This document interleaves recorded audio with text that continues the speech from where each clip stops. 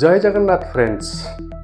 Donald Trump ने जब tariff policy लाए उनको ये तो पता था इसका इकोनॉमिक इम्प्लीकेशन होगा, लेकिन इनको ये नहीं पता था there will be a complete shift in geopolitical situation. कल तक जो लोग अमेरिका के साथ थे, आज वो लोग चाइना के साथ खड़े हैं।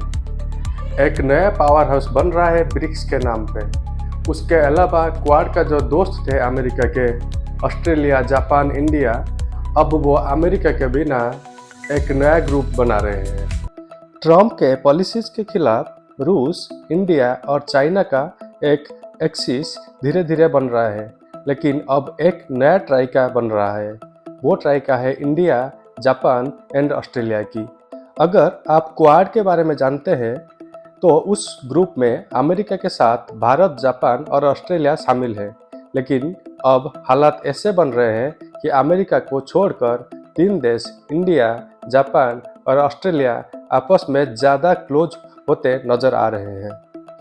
ऑस्ट्रेलिया के trade minister Don Farrell Trump को क्रिटिसाइज किया एंड उन्होंने बोले American can do whatever it wants but Australia will sign a strong trade deal with India and strengthen rare earth supply chains with New Delhi. Japan has taken similar steps. Prime Minister Modi is currently visiting Japan. Japan's trade envoy cancelled a planned trip to US and instead Japan announced it would double its investment target in India to $68 billion. दूसरी तरफ India ने भी postal service को suspend कर दिया है US के साथ, और इस डिसीजन को जापान एंड ऑस्ट्रेलिया सपोर्ट कर रहे हैं।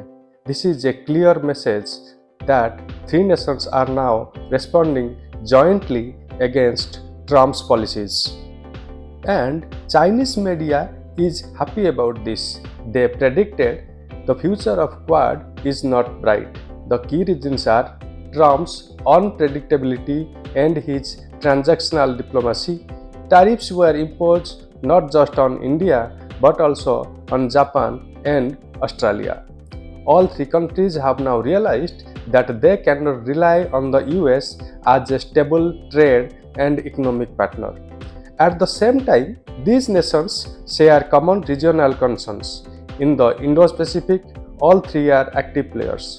They share similar views on the critical minerals, supply chain security and democratic values.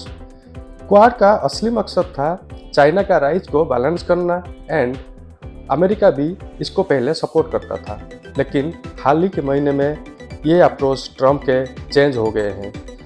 पहले क्वाड के मीटिंग के लिए इंडिया आने के लिए मना कर दिए, अब तीनों अलायंस को नाराज कर रहे हैं।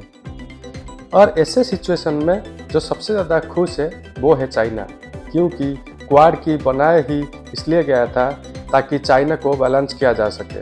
अगर अमेरिका बाहर हो गया तो इंडिया, जापान, ऑस्ट्रेलिया उतने मजबूत नहीं रहेंगे। Donald Trump's policies have second Indo-Pacific policies. On one side Russia, India, China are coming closer. On the other, India, Japan, Australia are forming a new triad. Will Quad collapse completely? It's hard to say right now. But yes, if the US continues this path, Quad may survive only as a body without real substance.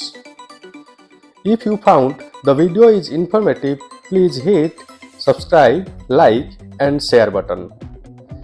Thanks for now. Then I will come with another geopolitical information for you guys. Till then, bye bye, take care.